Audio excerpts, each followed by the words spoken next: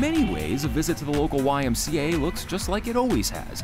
People doing cardio dances, running on the treadmill, and clearing their mind, body, and spirit with some yoga. Beautiful standing split. Release this, left leg's gonna lift. But as you might expect, there are a lot of things that look quite different these days, like the aerobics classes, outside, in the parking lot. These last 8 months have been like nothing I've ever experienced, and I think everybody could probably say that. At the Morrison Family YMCA in Ballantyne, the first thing you'll notice is how you go in. A one-way entrance leading directly to a temperature check station.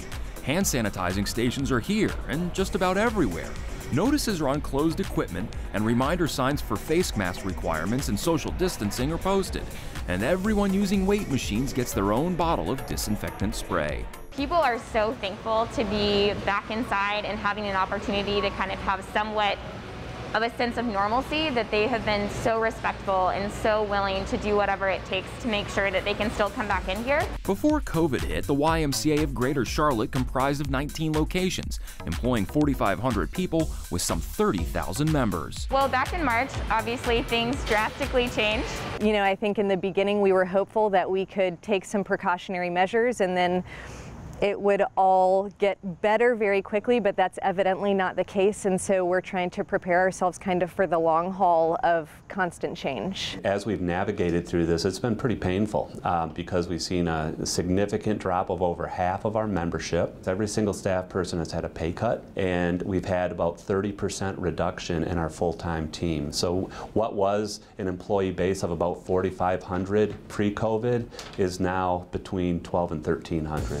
Thinking they'd be closed for 2 weeks, the Y was closed for 2.5 months, from mid-March into June. And like many businesses, they had to rethink strategy, get creative, and find new ways of doing things.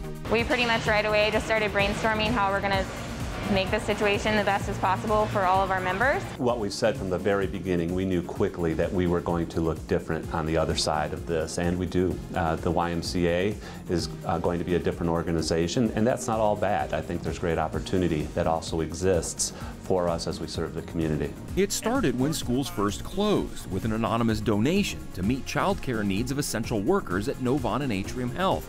Then slowly, outdoor exercise classes returned, along with summer camps.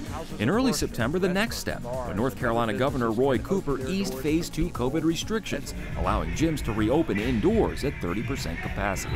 Because it was hard, you know, at the end of the day, you didn't know what it was going to look like when you came back, if you got to come back. The Y then created the School Days Plus program, providing 13 remote learning sites, helping nearly 800 kindergarten through 6th graders navigate their way through remote learning. We're so thankful we can partner with our different school districts right now who are really in a tough position as far as how to navigate the educational process with their kids. The first few days were a little bit of a hurdle to get over, but we've gotten to the point now where we're getting used to the schedules. The teachers are getting to know the kids. Our room leaders are getting to know our kids' teachers. So this isn't childcare.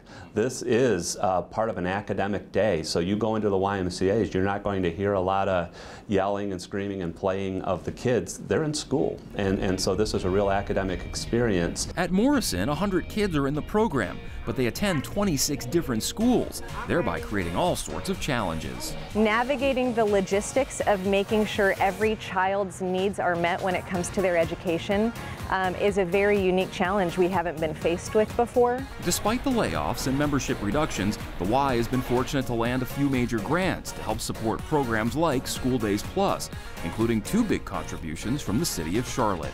The City of Charlotte has been an incredible partner, and we were able, through a $2 million grant in the summer, able to serve youth and teens around youth and teen opportunity and health equity initiatives. And we're so thankful for the city because we're going to be able to continue that this fall with another $1.75 million partnership and commitment. For now, the Y, like so many other businesses and organizations, is doing all it can to keep its doors open and continue serving the public. So we feel blessed in one regard that we were able to survive as best we did, but we've been deeply impacted. Honestly, a lot of the population that I think gives us the most compliments are going to be those people that are like in their 60s and up, and that's a population that is at risk. And so to hear that, especially coming from them, has really made me feel good and made me feel like we are taking the right measures. It's still not the ideal situation, but then again, these days, what really is? The Y would love to have all of its staff and members back, but for now at least, this is the reality. This whole crisis, if I'm going to find a silver lining in this, it has really helped us clarify our identity. And we're not a gym and a swim. The YMCA is a community service organization meeting holistic needs of the community for all. It's one of the reasons I love working for the Y, because I feel like we're nimble and I feel like our priority is always on the community. Our goal is to get our membership built back up. We think it's going to take a long time, but we're going to do our best to be community partners and ask the community to partner with us as we rebuild our YMCA. The goals for the Y in the coming months, the 3 R's: recruit new members, retain those that have stayed, and recapture those that have left. For Carolina Impact, I'm Jason Terzis reporting.